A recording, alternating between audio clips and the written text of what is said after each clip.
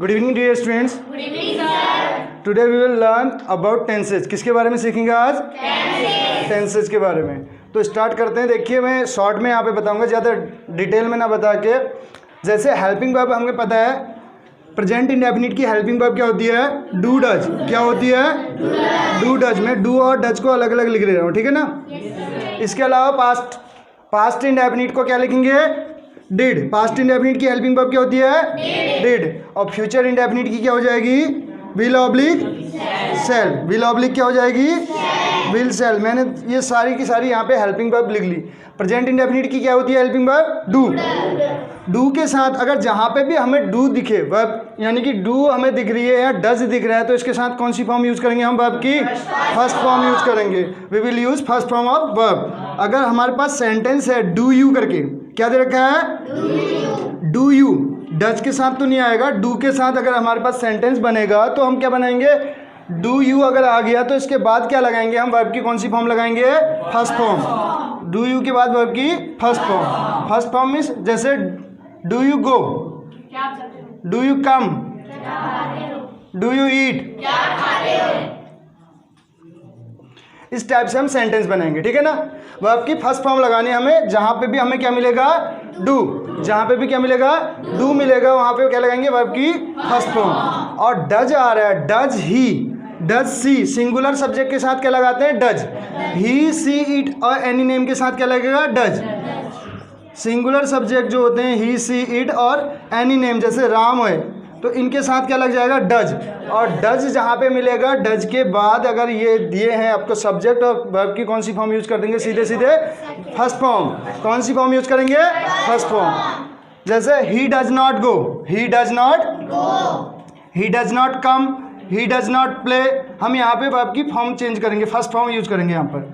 और अगर यही चीज़ हम डू में यूज करेंगे तो जैसे I do not, I do not, इसमें भी हम वर्ब की फर्स्ट फॉर्म यूज करेंगे।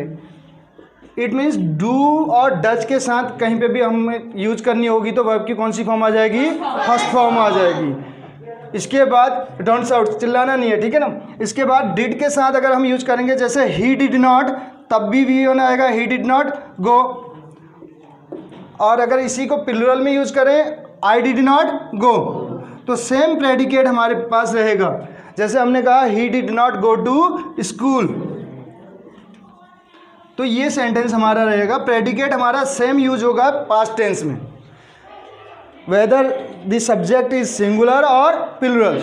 सब्जेक्ट सिंगुलर हो या प्लूरल, उसके साथ क्या यूज करेंगे? V1। इसका मतलब क्या है? जो मेन जो हमारे पास हेल्पिंग वर्ब है यहाँ पे, अगर शॉर्ट में बोलूँ तो यहाँ पे जितनी भी हेल्पिंग वर्ब है हमारे पास, do, does, did, will, shall, इन सब के साथ वर्ब की क्या आती है? First form. क्या आती है वर्ब की? First form. आपको अगर जैसे सेंटेंस दिया है डू यू, तब भी फर्स्ट फॉर्म आएगी।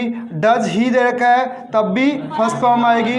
डिड आई दे रखा है, तब भी फर्स्ट फॉर्म आएगी। विल आई दे रखा है या सेल आई दे रखा है, विल ही, तो वर्ब की कौन सी फॉर्म आएगी? फर्स्ट फॉर्म आएगी। तो इसका मतलब हमें मेन देखना है कि अगर कहीं पे भी हमें इंग्लिश ग्रामर में ये हेल्पिंग वर्ब दिख जाती हैं तो इनके साथ कौन सी फॉर्म यूज करेंगे? वर्ब की फर्स्ट फॉर्म। प्रेजेंट इंडेफिनिट की helping verb do does, past indefinite की helping verb did, future indefinite की हेल्पिंग वर्ब क्या हो जाएगी? Will oblique cell. आई और वी के साथ क्या यूज करते हैं? सेल। आई और वी के साथ क्या यूज करेंगे? सेल। अदर सब्जेक्ट के साथ क्या यूज कर देंगे? विल। तो इनके बाद हमें फर्स्ट फॉर्म का ही यूज करना है। आई बात समझ में? yes, आपको अगर ट्रांसलेशन पे जाना है वो चीज़ अलग है। डू डज जहाँ पे आपको मिल जाएगा उसकी मीनिंग आप क्या निकाल लेते हैं? ता है, ती है, ते हैं। जैसे आई डू नॉट गो, मैं नहीं जाता। ही डज नॉट गो, वह नहीं जाता। अगर पास्ट में आ जाएं तो डिड का यहाँ पे मीनिंग निकालें तो आ ए ई, क्या निकालनी है? आ। आई डिड नॉट गो, मैं नहीं गया। ही डिड नॉट गो, वह नहीं गया। ही डिड नॉट कम, वो नहीं आया। दे डिड नॉट कम, वे नहीं आए। तो इस टाइप से डिड आपको दिख रहा है, डिड के साथ कौन सी यूज करेंगे? वर्ब की फॉर्म फर्स्ट फॉर्म यूज करनी है, डिड के साथ सेकंड नहीं करेंगे। बट अगर यहीं पे अगर बात करें हम पॉजिटिव सेंटेंस की, तो पॉजिटिव सेंटेंस में कौन सी फॉर्म यूज करेंगे? पास्ट इंडेफिनिट में वर्ब की सेकंड फॉर्म। वर्ब की सेकंड फॉर्म हम यूज करेंगे किसमें? पास्ट इंडेफिनिट में। जैसे हमने बोला I did not go, I did not गो। अब इसका अगर हमें पॉजिटिव बनाना है, ट्रांसफॉर्म करना है, सेंटेंस को चेंज करना है तो कैसे करेंगे? आई डिड नॉट गो का मतलब है डिड और गो, यानी कि 2 into 1, 2 into 1, यानी कि सेकंड फॉर्म। गो की सेकंड फॉर्म क्या होती है? वेंट। आई वेंट मैं गया, आई डिड नॉट गो मैं नहीं गया। और इंटेरोगेटिव क्या हो जाएगा? Did I go, did I गो, यानी कि जहाँ जहाँ डिड दिखेगा वहाँ फर्स्ट फॉर्म, और विदाउट डिड हम क्या यूज करेंगे? Second form. इतना क्लियर है? अब हम बात करेंगे किसकी? कॉन्टिन्यूअस की। कौन से की? कॉन्टिन्यूअस। जैसे हमारे पास पार्ट होते हैं इंडेफिनिट। इंडेफिनिट को और क्या बोला जाता है?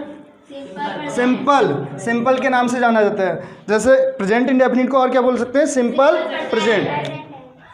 तो हमारे पहले वाले में 1 to 1, गो, वेंट, गॉन नहीं, वर्ब की फॉर्म नहीं बोल रहे हैं हम इंडेफिनिट की बात कर रहे हैं। आई गो, आई वेंट, आई शैल गो, ये फ्यूचर का।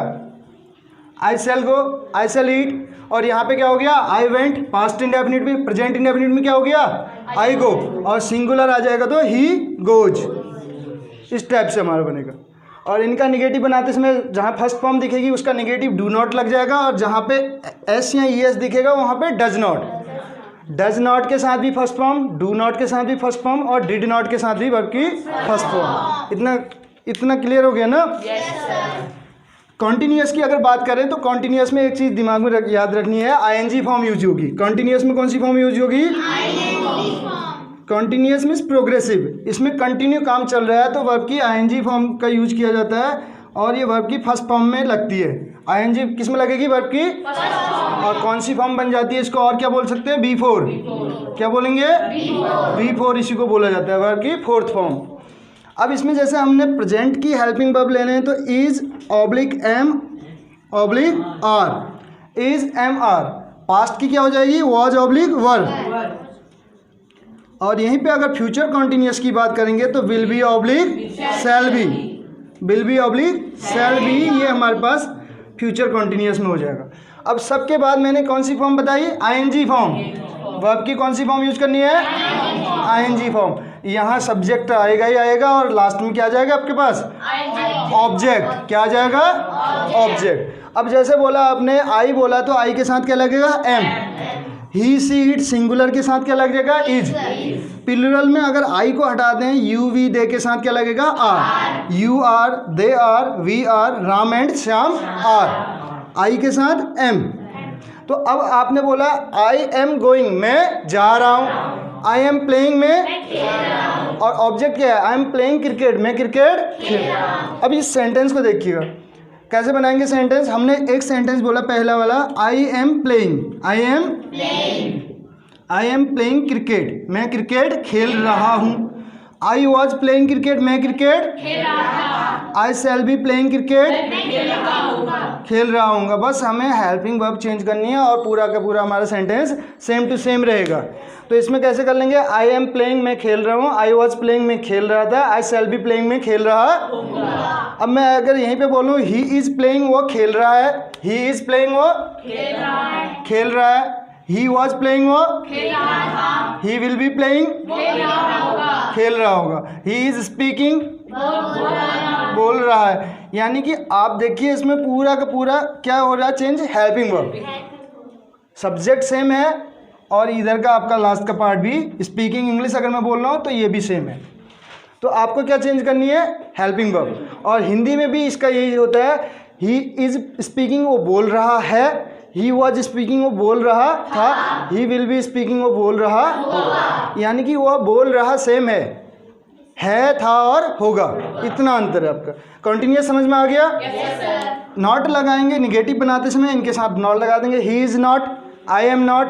और इंटेरोगेटिव में क्या बना देंगे? जैसे मैंने आपको बताया था, जैसे he is positive sentence, negative क्या हो जाएगा? He is not. Interrogative is he, और लास्ट इजंट ही। अब इसमें एक चीज़ ध्यान देनी है, लास्ट में जो इजंट ही लिखा है अगर इसको हम पूरा डिटेल में लिखेंगे तो कैसे लिखेंगे? Is he not. इज के बाद सब्जेक्ट आएगा, then after not. Helping verb, subject, then not. तो ही इज प्लेइंग, वो खेल रहा है। ही इज कुकिंग, खाना बना रहा है कहने का मतलब ही इज़ रीडिंग, वो पढ़ रहा है। ही इज़ नॉट रीडिंग, वो नहीं पढ़ रहा है। इज़ ही रीडिंग, क्या वो पढ़ रहा है। इजंट ही रीडिंग, वो क्या वो नहीं पढ़ रहा है। अब जो तीसरा वाला जो इंटेरोगेटिव सेंटेंस है, जो यस नो टाइप होता है, इज ही रीडिंग, क्या वो पढ़ रहा है, हाँ या ना में answer. Why is he reading, इसी के आगे हम WH वर्ड लगा देते हैं। क्या लगा देते हैं, WH। Why is he reading, what is he reading. जैसे पहले वाले में भी हमने क्या किया था, डू यू किया था ना, तो इसी में क्या कर देना था, what do you play, what do you play, do you play, क्या आप खेलते हैं, yes no. What do you play, आप क्या खेलते हैं। वाई डू यू प्ले, आप व्हेन डू यू प्ले, आप वेयर डू यू प्ले, आप हाउ डू यू प्ले, आप कैसे खेलते हैं। ये क्वेश्चन वर्ड लग जाने। अब अगर इसी को कॉन्टिन्यूस में बनाएंगे तो कॉन्टिन्यूस में कैसे बना देंगे इस चीज़ को, कुछ नहीं करना है, उसी के इंटेरोगेटिव सेंटेंस को ले लेंगे जो 3rd नंबर पे हमारे पास था और पूरा सेंटेंस हमारा बन जाएगा उसी बेस पे। तो कैसे बनेगा इसमें देखिए, तीसरा इंटेरोगेटिव सेंटेंस था जो इज ही, जिसमें हमने क्या लिखा था, इज ही। अगर मैं यहाँ पे सामने वाले से क्वेश्चन करूंगा तो क्या बोलूंगा, you are not, are you. तो आर यू स्पीकिंग, क्या आप बोल रहे हैं। आर यू स्पीकिंग, क्या आप बोल रहे हैं। आर यू स्पीकिंग इंग्लिश, क्या आप अंग्रेजी बोल रहे हैं। वाई आर यू स्पीकिंग, आप क्यों बोल रहे हैं। व्हाट आर यू स्पीकिंग, आप क्या बोल रहे हैं। व्हेन आर यू स्पीकिंग, कब। वेयर आर यू, कहाँ। हाउ आर यू, कैसे। तो वाई मीन्स आपको रीजन बताना है। जब कारण बताने के लिए हम कारण पूछने के लिए करेंगे तो वाई का यूज करेंगे, और व्हाट होगा तो हम ऑब्जेक्ट यानी कि थिंग्स फाइंड करने के लिए, और टाइम पूछना है तो हम क्या यूज करेंगे, व्हेन, और हमें प्लेस पूछना है तो मैनर पूछना हो तो ये है हमारे। अगर हमें कहीं पे भी स्थान पूछना है तो हमें एक वर्ड याद रखना है, वेयर डू यू गो, आप कहाँ जाते हैं। वेयर डिड यू गो, आप कहाँ गए। वेयर विल यू गो, आप कहाँ जाएंगे। वेयर आर यू गोइंग, आप कहाँ जा रहे हैं। वेयर वर यू गोइंग, आप कहाँ जा रहे थे। Where will you be going, आप कहाँ जा रहे होंगे, या where will he be going, वो कहाँ जा रहा होगा। Have you understood. कॉन्टिन्यूस समझ में आ गया ना। कॉन्टिन्यूस में कुछ नहीं है, बस हेल्पिंग वर्ब आपको याद रखनी है। प्रेजेंट की क्या होती है helping verb, is, am, are. Past की क्या होती है, वॉज, वर। फ्यूचर की क्या हो जाएगी, विल बी। और वर्ब की कौन सी फॉर्म यूज होगी, मेन वर्ब जो है ING फॉर्म, 4th फॉर्म। अब परफेक्ट में आते हैं, किसमें, परफेक्ट में आएंगे। तो परफेक्ट में हमें क्या करना है, परफेक्ट का मतलब the work has been done, काम हो चुका है। काम क्या हो गया है, काम हो चुका है, यानी कि वर्ब की 3rd फॉर्म आपको यूज करनी है। वर्ब की कौन सी फॉर्म यूज करेंगे, और वर्ब की 3rd फॉर्म का यूज या तो परफेक्ट में होता है या फिर पैसिव वॉइस में होता है। किस में होता है, या पैसिव वॉइस में होता है वर्ब की 3rd फॉर्म का। अब जैसे आपने प्रेजेंट की बात की तो प्रेजेंट की हेल्पिंग वर्ब क्या हो जाएगी, हैज, हैव। प्रेजेंट परफेक्ट की क्या होगी, हैज, हैव। पास्ट परफेक्ट की क्या होगी, हैड। फ्यूचर परफेक्ट की क्या हो जाएगी, will have oblique shall have. ये आपका फ्यूचर परफेक्ट की हो जाएगी। और इन सब के साथ वर्ब की कौन सी फॉर्म में आ जाएगी, 3rd फॉर्म। सब्जेक्ट आपका स्टार्टिंग में आ जाएगा और लास्ट में क्या आ जाएगा आपका, ऑब्जेक्ट। किसी भी सेंटेंस में 3 चीज़ें होती हैं, क्या, SVO, सब्जेक्ट, वर्ब और ऑब्जेक्ट। तो आपको अब कुछ नहीं करना है, परफेक्ट में आपको ये बस हेल्पिंग वर्ब याद रखनी है। और वर्ब की कौन सी फॉर्म यूज होती है, 3rd। कॉन्टिन्यूस में ING, और अगर इंडेफिनिट में बोलें तो 1 to 1, वहाँ पे याद रखना है। हमने पता है इंडेफिनिट में 1 to 1, कॉन्टिन्यूस में 4 4 4, और परफेक्ट में 3 3 3। तो आपको बोलना है, आप सेंटेंस जैसे सिंगुलर के साथ क्या लगेगा, ही, सी, इट, एनी नेम के साथ क्या लग जाएगा, हैज। ही, सी के साथ क्या लगेगा, हैज। और plural subject I, we, you, they के साथ क्या लग जाएगा, हैव। और यहाँ पे सिंगुलर प्लूरल दोनों के साथ क्या लग जाएगा, हैड। और फ्यूचर परफेक्ट में हम क्या लगा देंगे, आई और वी के साथ क्या लगता है, शैल। और विल हैव सबके साथ आप लगा सकते हैं मॉडर्न इंग्लिश में, या अगर मॉडल ऑक्सिलरी के रूप में भी यूज करते हैं तो विल का ही यूज किया जाता है। तो आप कैसे बनाएंगे सेंटेंस, इसमें काम, जो काम कंप्लीट हो गया। कॉन्टिन्यूस में काम क्या था, इनकम्प्लीट। कॉन्टिन्यूस में काम क्या था, incomplete. It means work is going on, वहाँ पे काम चल रहा है, यहाँ पे काम क्या हो गया, कंप्लीट। तो कैसे बनाएंगे, जैसे आपने बोला आई हैव, क्या बोला, एक सिंपल सा सेंटेंस बोलते हैं आप, I have done my work. क्या बोलते हैं, I have done my work. तो इस सेंटेंस को देखिए, मैं यानी कि डू की थर्ड फॉर्म क्या होती है? डू, डिड सेकेंड, और थर्ड क्या होती है? डन। तो I have done, I have, past में चले जाएंगे तो I had done, I shall have done, यही तो बनेगा। बस इतना सा आपको हेल्पिंग वर्ब चेंज कर देनी है और पूरा सेंटेंस आपका ऐसे ही रहना है। I have done my work, मैंने अपना काम कर लिया है, या मैं कर चुका हूँ, या मैंने अपना काम किया है। और आई हैड डन मैंने किया था, कर लिया था, या कर चुका था, एक ही बात है, काम कंप्लीट हो चुका है कहने का मतलब। यहाँ पे आई शैल हैव डन, मैं कर चुका हूँगा कहने का मतलब है। ये आपका बस इतना सा आपको याद रखना है। और प्रेजेंट जो प्रेजेंट परफेक्ट है, प्रेजेंट परफेक्ट में आपका हैव है, और फ्यूचर परफेक्ट में क्या जा रहा है इसके साथ? शैल। इसमें एक ही वर्ड आपको ऐड करना है, शैल। पास्ट में हैज हैव की जगह जो है हैड यूज कर देंगे, और सिंगुलर में अगर इसी में चले जाएं तो क्या हो जाएगा? He has done his work. He का क्या हो जाएगा? हिज। ये तो आपको बता रखे हैं, आई का माई होता है पॉसेसिव एडजेक्टिव, ही का क्या होता है? हिज, सी का हर, यू का योर, दे का दियर, वी का अवर। ठीक है, इस टाइप से आपका बन जाएगा। इट का क्या हो जाएगा? It's. Have you understood? Have you understood कौन सा टेंस है इसमें? हैव यू अंडरस्टूड परफेक्ट है। देखिए present perfect, have you, you have not, have you understood. Understand की थर्ड फॉर्म क्या होती है? अंडरस्टूड। हैव यू अंडरस्टूड या have you gotten, have you got it, तो एक ही चीज़ है। यू हैव अंडरस्टूड आप समझ गए हैं, यू हैव नॉट अंडरस्टूड आप नहीं समझे हैं, हैव यू अंडरस्टूड क्या आप समझ चुके हैं, हैवंट यू अंडरस्टूड क्या आप नहीं समझे हैं कहने का मतलब। ये आपका वर्ब की थर्ड फॉर्म यूज करनी है आपको। हैव यू, हैड यू, और फ्यूचर में चला जाएगा तो विल यू हैव, तब जाके ये अंडरस्टूड आएगा आपका। इंटरोगेटिव यही है। अब इन्हीं के आगे हमें क्या लगा देने होते हैं? WH word. What have you done, आपने क्या किया है। व्हाट हैव यू रिटन, आपने क्या लिखा है। हैव यू रिटन, क्या आपने लिखा है। हैव यू रिटन, क्या आपने, हैव यू स्पोकन, क्या आपने बोला है। हैव यू टॉट, क्या आपने पढ़ाया है। तो व्हाट हैव यू टॉट, आपने आंसर देते समय उसी हेल्पिंग वर्ब को लेना है। आई हैव टॉट, फिर आगे जो पढ़ाया है वो बता देना, I have taught English steps. तो हमारा परफेक्ट भी कंप्लीट हो गया। और इसके अलावा थर्ड फॉर्म कहाँ पे यूज होती है मैं ये बता रहा था। वर्ब की थर्ड फॉर्म परफेक्ट के अलावा दूसरी कौन से उसमें यूज करते हैं हम? पैसिव वॉइस में। किस में यूज करते हैं? पैसिव वॉइस में यूज करते हैं। पैसिव वॉइस में हमेशा कौन सी यूज होती है? वर्ब की थर्ड फॉर्म। अब लास्ट हमारे पास क्या बचा? Perfect continuous. परफेक्ट कॉन्टिन्यूस में हमारे पास हम क्या यूज करेंगे? वर्ब की आईएनजी फॉर्म। कौन सी यूज करेंगे? वर्ब की आईएनजी। परफेक्ट आएगा खाली तो वर्ब की थर्ड फॉर्म, और परफेक्ट कॉन्टिन्यूस जहाँ पे कॉन्टिन्यूस वर्ड आ जाएगा तो वहाँ पे कॉन्टिन्यूस जीत जाएगा, ऐसे लगा लेना, आईएनजी फॉर्म आ जाएगा। तो अब आपने बोला आई, प्रेजेंट में क्या हो जाएगा? हैव, सिंगुलर होगा तो हैज, इनके साथ क्या आ जाएगा? बीन। क्या आ जाएगा? बीन। और यही अगर पास्ट में चले जाएं तो हैड, अगर फ्यूचर में चले जाएं तो शैल हैव। बस यही चीज़ हमारी यहाँ पे चेंज होने वाली है और आगे पूरा सेम रहेगा। जैसे I have been doing my work, I have been doing my work, मैं अपना काम कर रहा हूँ, मैं अपना काम कर रहा हूँ। 1 घंटे से अगर टाइमिंग, अगर आपका ड्यूरेशन है तो क्या लगाएंगे? फॉर, और अगर फिक्स टाइम है तो क्या लगा देंगे? सिंस। अगर किसी महीने का नाम आ रहा है तब भी क्या लगाएंगे? सिंस। और महीना अगर उसका पता नहीं है कि 1 महीने से 2 महीने से बोल रहे हैं तो क्या लगाएंगे? फॉर।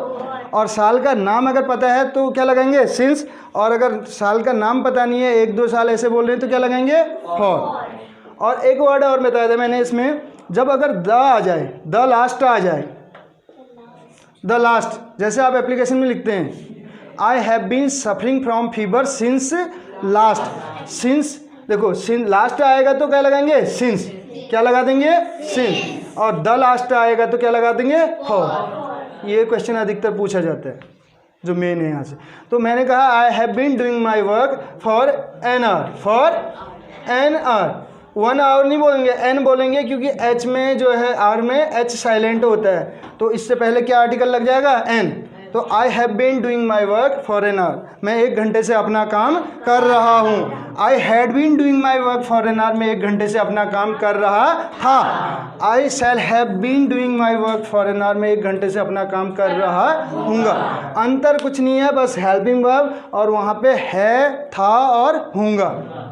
मैं 1 घंटे से अपना काम कर रहा हूँ, कर रहा था, कर रहा हूँगा। और निगेटिव बनाते समय इनके बाद क्या लगा देंगे? Not, has not, have not, had not, और यहाँ पे सेल के बाद नॉट लगेगा, हैव के बाद नहीं। पहली वाली जो वर्ब आएगी आपकी, जो सेल आ रहा है, इसके बाद आप नॉट लगा देंगे। सेल नॉट को क्या बोलते थे शॉर्ट में? शांट। सेल नॉट को शॉर्ट में क्या बोलते हैं? विल नॉट को शॉर्ट में वॉन्ट। ये आपका टेंस का है।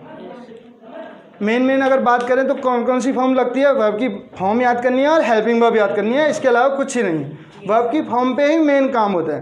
काम हो रहा है तो आईएनजी, हो चुका है तो थर्ड फॉर्म। अगर आप रोज़ करते हैं तो वर्ब की फर्स्ट फॉर्म या फिफ्थ फॉर्म। मैं अपने बारे में बोलूँगा आई वी यू दे के साथ तो फर्स्ट फॉर्म, और सिंगुलर के साथ होगा तो फिफ्थ फॉर्म, उसमें एस या ई एस लगा देना। और जहाँ एस या ई एस होगा उसका नेगेटिव बनाते समय क्या कर लेना है? डज लगा देना है। और डज के साथ फिर वर्ब की कौन सी फॉर्म लगेगी? First form.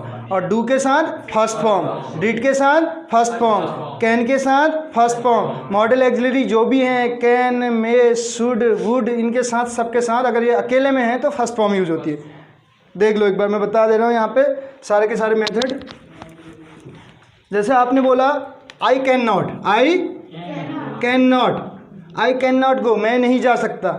I should not go, मुझे नहीं जाना चाहिए या आपको नहीं जाना चाहिए, सजेशन के लिए यूज करते हैं। इसके अलावा may not, he may not come, नहीं आ सकता। May it may not rain, यानी कि मे पॉसिबिलिटी के सेंस में लगता है। ये जब भी आपके क्या लगेंगे? जब भी आपके मॉडल एक्सिलरी आएंगे, अगर अकेले में आ रहे हैं, इनके साथ हैज हैव कुछ नहीं आ रहा है। मॉडल एक्सिलरी के साथ हैज और हेड नहीं लगता है, सॉरी क्या नहीं लगता है? हैज और हेड नहीं लगता है। इनके साथ अगर हैव आ रहा है तो ये क्या माना जाएगा? पास्ट।